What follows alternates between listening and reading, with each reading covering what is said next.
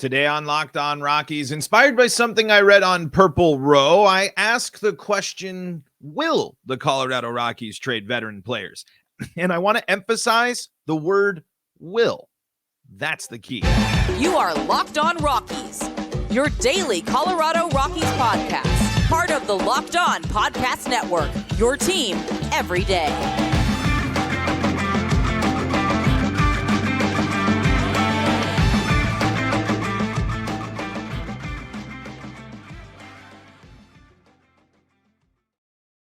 Rock on Rockies fans, welcome into the Locked On Rockies podcast for today, the 15th day of November in the year 2023. I'm the host of the Locked On Rockies podcast, Paul Holden, bringing you your daily Colorado Rockies talk right here on the Locked On Podcast Network, where you can find your team every day. And if your team is the Colorado Rockies, guess what? You're in the right spot, because that's what we do around here is talk Rockies baseball on your favorite streaming services and on the Locked On Rockies YouTube channel, where you can be part of the show by posting your Rockies thoughts and hot takes on the Locked On Rockies podcast, including Manzak. As a Diamondbacks fan, I feel kind of bad for you guys. What's happening with Colorado is more than just being a bad team. They're a walking zombie of an organization right now. Maybe. I mean, I would say there's more life in the team now than there has been in recent years, but harsh criticism and harsh words for a team that unfortunately has deserved a lot of criticism and harsh words because unfortunately it hasn't gone well. But thanks for making us your first listen of the day. Thanks for tuning in on your free time, spare time, drive to work, wherever you're tuning in. Thank you so much for making us your first listen of the day. And hey, help the show. Your subscription to the Locked On Rockies YouTube channel is really, really helpful. It is easily the best way to help the show grow. It is a big help. So if you wouldn't mind heading over to YouTube, click that subscribe button, then you can check out the video part of the podcast while you're there. Let me know about your thoughts on the Rockies. Today on the show, going to talk trades a little bit more, and it's not going to be like trade targets specifically. It's going to be philosophical. I mean, because I think right now it's too early to kind of figure out and piece together where the Rockies might go with some of these contracts. I don't think when we're talking of trades of these players, I don't see these trades being made potentially at all in the offseason and not until closer to the trade deadline. But that still doesn't mean that they could happen. Who knows? The Rockies could surprise us. And I'm looking up too, because I was talking to my buddy Jam Braun, Rockies fan, another Rockies fan extraordinaire, about some potential trades and things like that, or and some comments about Nolan Jones. So we'll talk about trade possibilities for the Rockies and lots more here on today's episode of Locked On Rockies. Before we dive into everything today, today's episode is brought to you by Jase Medical. Empower yourself when you purchase a Jase case, providing you with a personal supply of 5 antibiotics that treat 50-plus infections. Get yours today at jasemedical.com. That's JASE medical.com. All right, so here's the deal.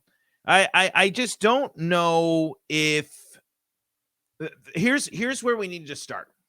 Here's where we need to start. It's not a question of should the Rockies trade veteran players. Because here's the deal. The Rockies should trade Elías Díaz at some point this season. They should. Maybe not do it right now. Maybe see what happens to help out in the beginning of the season. But I was reading on Purple Road today. Skylar Timmons writes a piece headline, should the Rockies trade Elías Díaz? And really, again, this is another moment in another season where expiring veteran contracts aren't going to help you in the long run. And again, this is one of the tough ones. Elías Díaz is a legend. I think Elías Díaz has a value in being an energy presence and being someone that has really been a pleasant surprise his entire time in Colorado and has had a successful career as a Rockies catcher. It's just with the bigger picture for the Rockies and including some of your top prospect hopes. Is it worth it to keep him around, especially, again, if the Rockies are in a situation where they find themselves in the bottom of the standings? Should they trade Elías Díaz? Yes, they should. because you're most likely going to be going in a different direction at catcher sooner rather than later. So I think you should, but I don't. There's something in the back of my brain that, and if you've listened to the show, it's probably been kind of obvious. I think the Rockies are really attached to Elías Díaz, Ryan McMahon, Charlie Blackmon. Like, there's just something about these vets that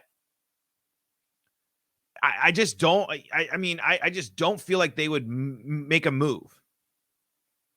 Charlie Blackmon's going to be an interesting case as well, especially because you signed him for the last year to be a victory lap type of deal. But if he's contributing and he has a chance to go play in an October baseball to make a contribution, it's going to be something you have to think about. That one is going to be really something that's interesting to monitor, because that's going to be a really, really interesting shift of philosophy. And again, I just like, there's just something in that tells me that the Rockies don't want to move on from these veteran guys. They don't want to, they want to, they want to respect the loyalty. They want to play out the contracts. They want them to stick around the Rockies, because I think that they establish a little bit of identity. Elías Díaz, not so much, but has the All-Star game from last year as a big boost, and someone that plays a lot and was in the lineup a lot. So there, let's just go back to Skylar Timmons' piece on Purple Row, should the Rockies trade Elías Díaz. And this was an interesting thing. The MLB Network account tweeted out an image that says Elías Díaz is on the all-trade rumor team, which was interesting. I haven't necessarily seen a lot of people talking about Elías Díaz trades, but maybe because of his performance that he is an interesting catching candidate, because he has shown that he can be an impact on both sides of the ball. Some notes here from Skylar Timmons. He in the piece, he set a franchise record for catchers after playing in 141 games, 20 more than any catcher in a single season. In his career with the Rockies, he has batted .249, .303, .409 with 43 home runs in 378 games. For all intents and purposes, Díaz has etched himself as one of the best all-around catchers in team history. 2023 represents what his highest value is going to be at this point. Díaz enters the final year of the 3-year deal he signed with the Rockies prior to 2022. He turns 33 on November 17th, a reminder of the ticking clock and passage of time. This past season, he had a scorching first half and was named his first all-star catcher in team history, and when the Rockies' lone representative at the Midsummer Classic, was the MVP. And then he ended up batting .267, .316, .409 with 14 home runs, 72 RBI in 2023. Compare that to JT Realmuto, who played in 135 games and batted .252, .310, .452 with 20 home runs and 63 RBI. Any team looking for more offensive production from the catcher position should be looking into acquiring Díaz, who's only making $6 million in 2024. Díaz has shown plenty of evidence of being a strong defender as well. And I think this is the most important part here, because I don't want to read everything from Skylar's piece here, because you need to go read all of it. Trading Díaz could enable the Rockies to hopefully gather a controllable starting pitcher who is big league ready or closer to it. That's it on the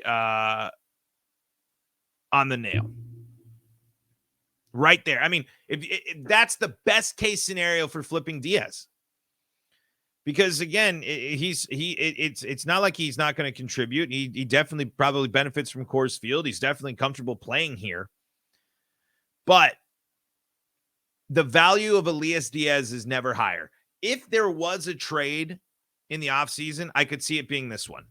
I could see an Elías Díaz deal being the one they move, because because of the contract, especially. Because if there's a team that is chomping at the bit to get a better offense at catcher right now, a trade might be an option. But free agency just started. It's not a very enticing market for hitters out there. So Elías Díaz has that potential value. I do sit and again think that he falls into that category of someone they really like. I think that they really value him, and because I think if they weren't if they were willing to trade Diaz now during this point of the season, the offseason, you could have just traded him at the deadline when his value was at the absolute highest before the slumping second half. So, again, I this goes with just about any veteran player that the Rockies have. It's not a question of should, but if. Because if they trade them, they're interesting. They do have options where they should trade, but I just don't think the team is. And it's kind of an if they trade, where do they go and what do they do this offseason? It's also a question of will. There's also should is just not the right way to phrase it, because I think that when you look at the answer, you should be looking to build up any way possible, especially right now in this season. Because you need another buffer year from the rock bottom year. You're not going to flip the switch immediately. All right, let's keep. Does the Rockies' willingness to trade, is the record going to be a factor in it? Are leading into my whole thought process with this offseason and the hesitation, are the Rockies waiting to see how they do next year, especially with the way that they like to pump us up and tell us how competitive they're going to be before making moves? Let's talk about that coming up in segment number 2. Before we do that, got to tell you about Jase Medical, some of the folks that help make this show possible. And Jase Medical has you covered if you are looking for antibiotics or daily medication, whether you're on extended travel, bracing for a major weather event, or limited by yet another supply shortage, you are covered. Thanks to our partners at Jase Medical, they have antibiotics and a long list of daily medications that can be ordered in a 1-year supply, so you're covered for, well, a full year. You can even get ED generics for Cialis, Viagra, and Revido prescriptions. Go online right now at jasemedical.com and receive your 12-month supply on your daily medication. You can talk to their doctors there, the board-certified doctors over there at Jase Medical. And when you head over there, you can use promo code LOCKEDON at checkout for a discount as well. A verified customer had this to say about Jase: I'm thankful for this service. Supply chain issues caused me to cut pills in half to have it. I ordered most of my daily meds with a year's supply.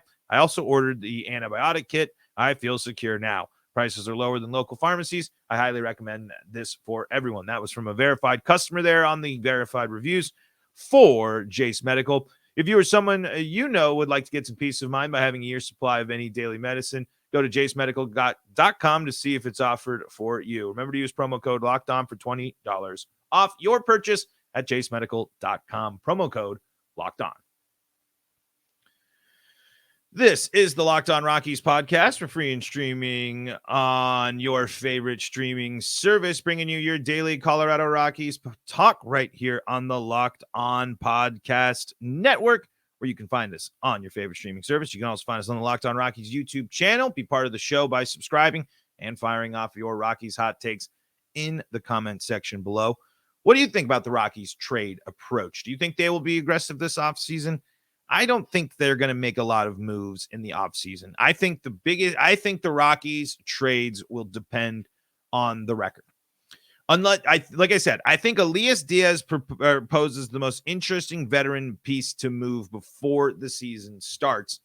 And if you do move Díaz, you're going to have to get somebody ready faster, or you're going to have to just turn to probably a step back at the catcher position. It is something that, and the Rockies would also take a little bit of a hit on offense. It would be really tough to, I think, immediately call up one of the young guys to replace Romo. So the Rockies would have to look at something in free agency, or go back with or just ride with Brian Serven as the starter. And he didn't do much, and especially when it comes to the offense. And Elías Díaz gives you more offense, and the Rockies really can't afford to lose too much of it. So that kind of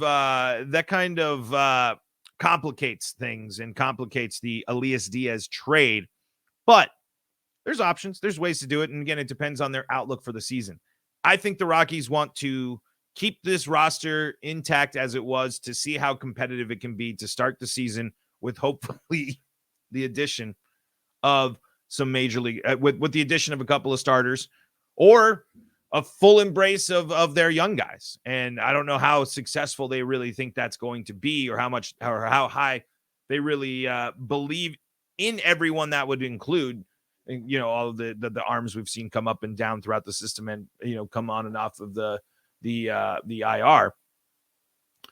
I think the Rockies aren't getting ahead of them. Well, I hope that they're not overthinking themselves and thinking that the bounce back is going to be immediate and they're going to just be able to get more in turn from the same exact roster that finished last year. But I think the season, it will start looking pretty similar because I think it does depend on the record. I don't think the Rockies move on from any of the veteran players they really like unless they are really struggling. Unless they are in a similar position to where they were this year, or in a spot where they are losing games and find themselves in fifth place at the trade deadline, that's when I think the Rockies would be more open to trading some of your veterans and trading away some of the pieces here.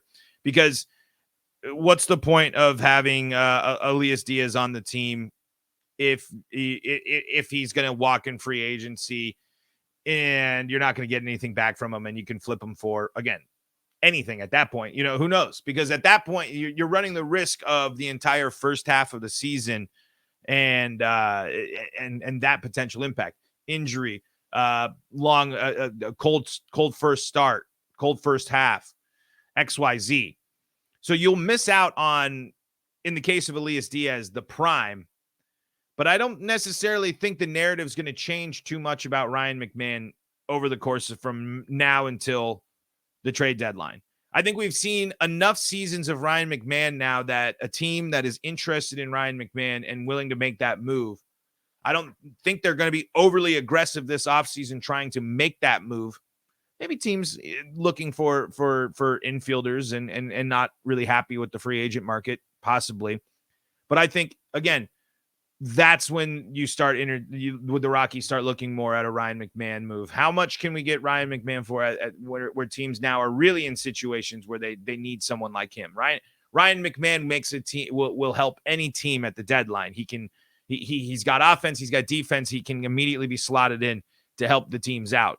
So I think he's going to become more valuable as the season goes on as a trade piece. But it also, again, are the Rockies going to move Ryan McMahon if they are in third place in the NL West somehow? Again, we're talking hypotheticals here. I think they hesitate. I think the Rockies, understanding where they're at and being honest with themselves about where they're at come the trade deadline, is when these deals get done.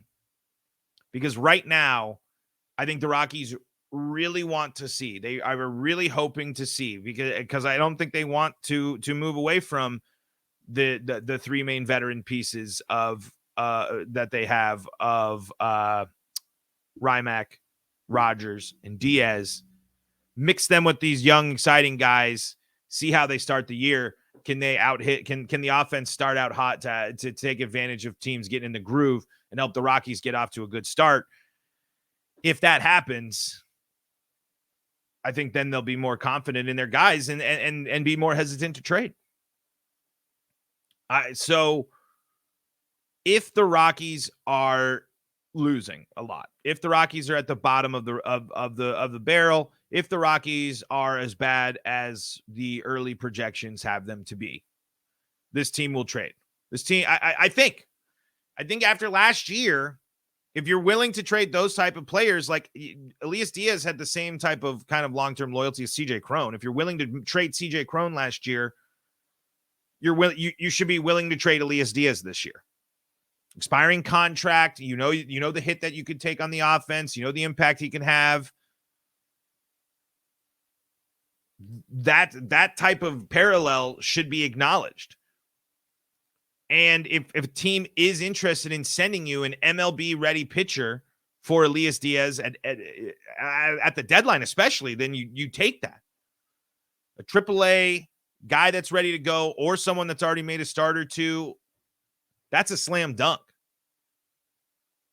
Elías goes to a team that's probably competing, trying to, goes after and chases after a championship. after being able to play his full contract. Go through all the offseason of the full contract, know where you are at, taking care of it. And so that could be a situation where it's a win-win for both teams. The Rockies could get an arm that helps them, and a team can get a good offensive catcher. Because Elías Díaz isn't catching for the team in 2025. I don't think so. Because if he is, then what's happened with Drew Romo? That's the big question. Drew Romo isn't catching in 2025. That's an issue. I don't think so. Again, should the Rockies trade Rogers? Should the Rockies trade McMahon? Should they trade Diaz? Should they trade Blackmon? I think the answer, more likely than not, to most of those will be yes, because big picture, they might not factor in. I mean, Brendan Rodgers is going through arbitration processes and qualifying offers and all that stuff. I mean, his free agency is going to be looming sooner rather than later. And I know Ryan McMahon has the deal, but it's again a moment of, is there always going to be a spot for someone? Is there going to be, are you more confident? Are you really that big of a believer in Ryan McMahon? Because I mean, he is signed until 2028. He has got, so, and that's going to be a tough one. I mean, because that contract just goes up from there. So I think that's going to be an interesting, back half of the deal of what the Rockies are going to deal with, and potentially how much they might have to retain on that deal as well. So I think the Rockies are going to sit with their investment of Ryan McMahon, and I think they are overall happy enough, especially because he's really good at defense. But we'll see. But I think the biggest indicator or the biggest factor in the Rockies making deals is going to be their record. I think it's a team that doesn't do, smaller level deals or something like that. Trying to go after some pitchers, sure. But I don't think the deals come until the deadline. And should the Rockies move as many as possible? Should the Rockies move on from some of these guys, or instead build around? Let's talk about that coming up in segment number 3. Before we do that, though, got to tell you about our friends at FanDuel. FanDuel is the number one sportsbook in America, and you can score during the NFL season. As right now, new customers get $150 in bonus bets with any winning $5 moneyline bet. If you have been betting moneyline on your Denver Broncos, well, you could have been getting this bonus offer at FanDuel. That's $150 in bonus bets when your team wins. If you've been thinking about joining FanDuel, there's no better time to get in on the action. There's the app. Super easy to use. There's a wide range of betting options, including spreads, player props, over-unders, and lots more. So visit FanDuel.com/LockedOn. That's FanDuel.com/LockedOn to enjoy the action this NFL season. Don't miss out on that $150 in bonus bets with any winning $5 moneyline bet when you go to FanDuel.com/LockedOn. FanDuel, the official partner of the NFL. This is the Locked On Rockies podcast for free and streaming on your favorite streaming service, bringing you your daily Rockies talk right here on the Locked On Podcast Network, where you can find your team every day. If your team is the Colorado Rockies, guess what? You're in the right spot. You found us. We talk Rockies baseball all the time around here. It's a good time. You can help the show by subscribing, and you can take my gratitude for being the first listen of your day. So thank you for making us your first listen of the day. That was a weird way of saying it, but that's all right. Rocking and rolling into segment number 3. Should the Rockies move as many veterans as possible this year to clear the way for some of these young guys? And I think you have to take that with a grain of salt. I don't think you can clean house of Blackmon, Diaz, Rogers, McMahon, all in one season. Because I think at least with the case of Rodgers and McMahon, I think there's an argument to be made to build around one of them. And you already have the deal done with McMahon and know that he can lock down first base or third base, and you have interesting second base prospects coming up through the system. And with Rodgers' health issues, that's a tough one. I really like Brendan Rodgers, but this is a season that's going to be really interesting when it comes to I think the long-term role that he plays for this team. I think he needs to play I think another full healthy season. I know we got a lot of them in 2022, but I think this is going to be a pivotal season for Brendan Rodgers' Rockies tenure. And it's, I don't know. It's just such a bummer because I just really like the style of his play, but I think he is most likely to move on. And again, though, I think the Diaz trade seems to make the most sense, and Charlie Blackmon will be an interesting one as well. I mean, it's you can afford to move on from Charlie Blackmon in terms of the depth that you have in the playing time, so it's not like you're going to be hurting there. It would just be weird.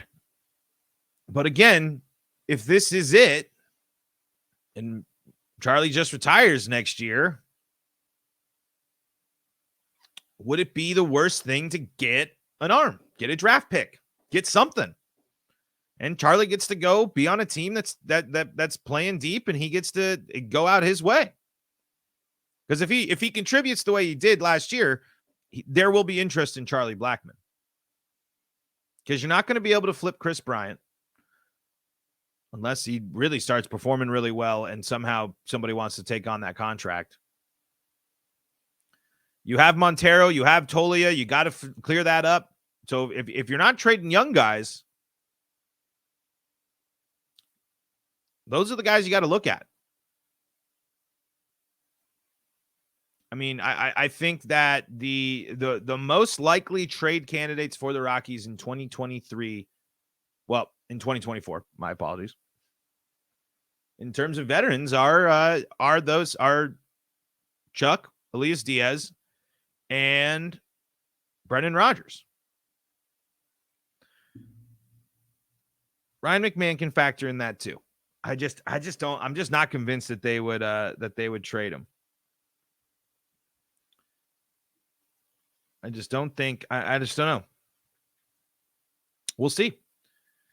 I think that I'm wondering how much the Rockies are really willing to move on from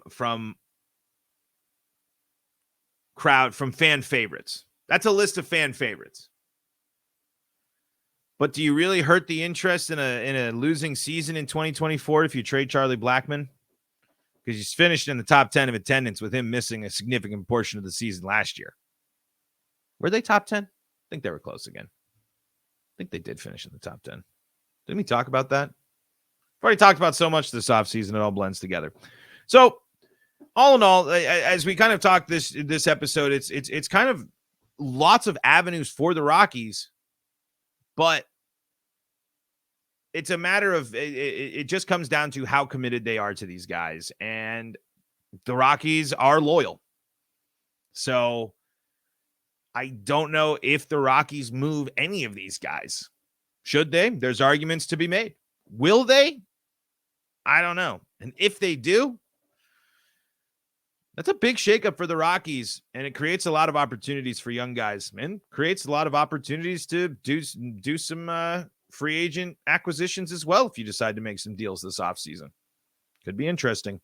We'll see what the Rockies do, and if they do anything, we'll talk about it right here on the Locked On Rockies podcast, because this is the Locked On Rockies podcast. Thank you for joining us for today's episode.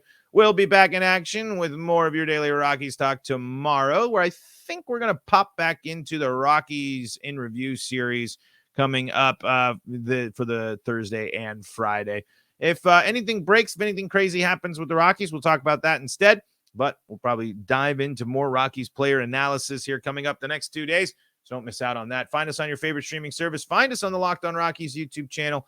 Thank you for making us your first listen of the day. Go check out Locked On MLB, or if you need more Colorado sports coverage, check out the Locked On Broncos, Locked On Avalanche, Locked On Nuggets, and Locked On Buffs podcasts. Until next time, this is Paul Holden saying so long from the Locked On Rockies podcast.